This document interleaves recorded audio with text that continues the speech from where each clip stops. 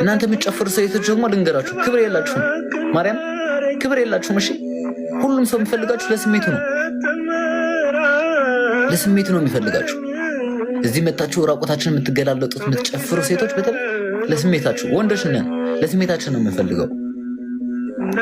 ያ የቺ የምትቆርብ ሴት ይቺ ነጠላ በነጠላ ሁሌ ማርጋ የምትዘምር ሴት ወይኔ ሁሉም ሰው ነው የሚፈልጋት።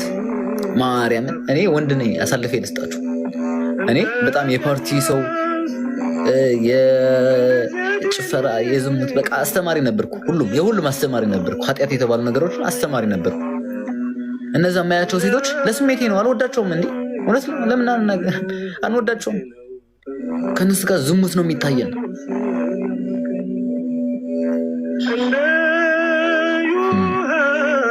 አሁንስ ኧረ ይሸታሉ፣ እንሸታለን እኮ። ማንም ከማንም አይበልጣም።